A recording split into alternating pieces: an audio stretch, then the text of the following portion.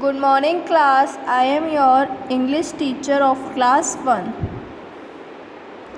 Today we will do chapter number 3, which is on page number 10. Open page number 10. So our chapter 3 is sentence. What is a sentence? हम इस chapter के बारे में sentence की हिंदी क्या होती है? वाक्य। मतलब हम इस चैप्टर में वाक्य के बारे में पढ़ेंगे। पहले हम इन वर्ड्स को पढ़ते हैं। Read these words. Cat is that a. ठीक है, क्या ये एक सेंटेंस है? इसका कोई मतलब निकल रहा है?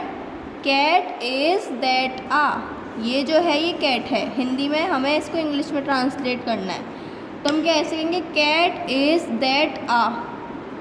नहीं, क्योंकि ये सेंटेंस नहीं है, ये गलत है। Do these words make sense? क्या ये वर्ड्स कोई मतलब निकाल रहे हैं?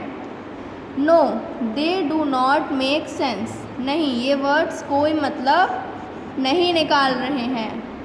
Now read the same words in another order.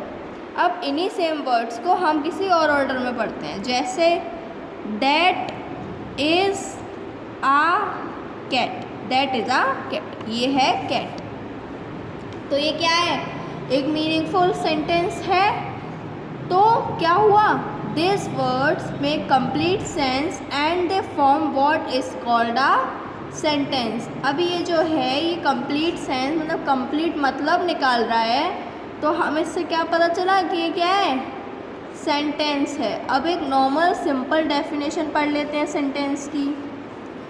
A sentence is a group of words that make complete sense. When you right a sentence you must remember 3 things. Sentence क्या होता है? आ ग्रुप ऑफ वर्ड्स। वर्ड्स मतलब शब्दों का समूह। ये एक word था दैट, इस दूसरा वर्ड था, ए तीसरा वर्ड था और चौथा वर्ड था कैट। तो एक ग्रुप ऑफ वर्ड्स ने एक कंप्लीट एक मतलबी सेंस बनाया है, तभी तो ये हमारा सेंटेंस बना।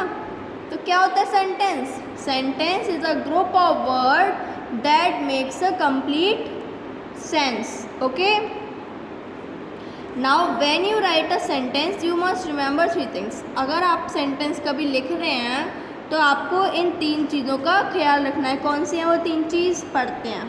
फर्स्ट, पहली है the words must be placed in their proper order to make complete sentence. जो वर्ड्स हैं वो एक प्रॉपर ऑर्डर में लिखे होने चाहिए एक कंप्लीट मतलब को बनाने के लिए। जैसे इसमें क्या था? इसमें वर्ड्स जो थे ऑर्डर में नहीं थे, लेकिन जब हमने दूसरी बार में ऑर्डर में लिखा दैट इज़ अ कैट, तो ये ऑर्डर में हुए। ठीक है, तो ये क्या बन गया? सेंटेंस बन गया। विदाउट ऑर्डर सेंटेंस नहीं बनेगा। Second, the sentence must begin with a capital letter. जो सेंटेंस की शुरुआत होती है वो किससे होती है? कैपिटल लेटर से। कैपिटल लेटर्स में पहले चैप्टर्स में बता चुकी हूँ। ठीक है, जैसे ये था हमारा सेंटेंस, तो इसकी पहला वर्ड की शुरुआत कहाँ से हुई? कैपिटल लेटर से। टी कैपिटल है ना।